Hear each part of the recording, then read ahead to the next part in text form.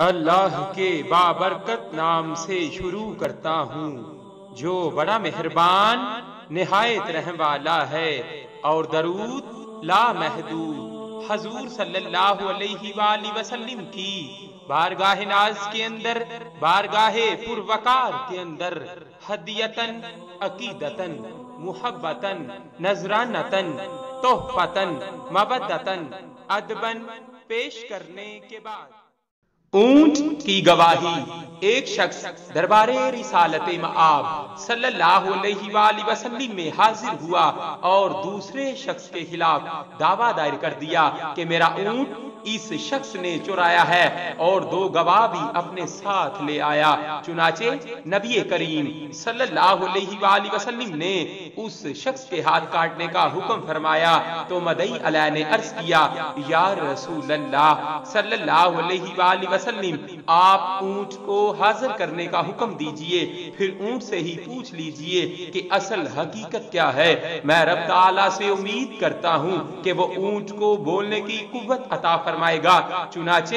نبی کریم صلی اللہ علیہ وآلہ وسلم نے اونٹ کو پیش کرنے کا حکم دیا اور اونٹ سے پوچھا، اے اونٹ بتا میں کون ہوں اور یہ سارا ماجرا کیا ہے؟ اونٹ فصیح زبان سے بولا کہ آپ صلی اللہ علیہ وآلہ وسلم اللہ تعالیٰ کے رسول ہیں، حقاً حقاً یا رسول اللہ صلی اللہ علیہ وآلہ وسلم، میرے اس مالک کے ہاتھ نہ کاٹیں، کیونکہ دعویٰ دائر کرنے والا منافق ہے اور اس کے دونوں گواہ بھی منافق ہیں۔ انہوں نے آپ صلی اللہ علیہ وآلہ وسلم سے عداوت و دشمنی کی بنا پر میرے مالک کے ہاتھ کٹوانے کا منصوبہ بنایا ہے۔ تب حضور صلی اللہ علیہ وآلہ وسلم نے اونٹ کے مالک سے پوچھا، وہ کون سا عمل ہے جس کی برکت سے رب تعالیٰ نے تجھے اس مصیبت سے بچا لیا ہے؟ عرض کی، یا رسول اللہ صلی اللہ علیہ وآلہ وسلم، میرے پاس کوئی بڑا عمل نہیں ہے، لیکن ایک عمل ہے، وہ یہ ہے کہ میں اٹھتے بیٹھتے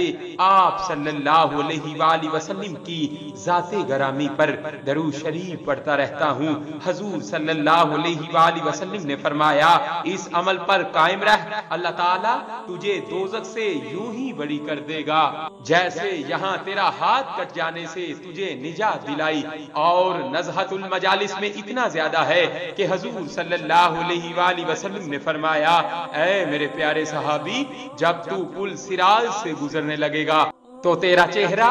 یوں چمکے گا جیسے 14ویں رات کا چاند چمکتا ہے۔ صلی اللہ علیہ وآلہ وسلم۔ صلی اللہ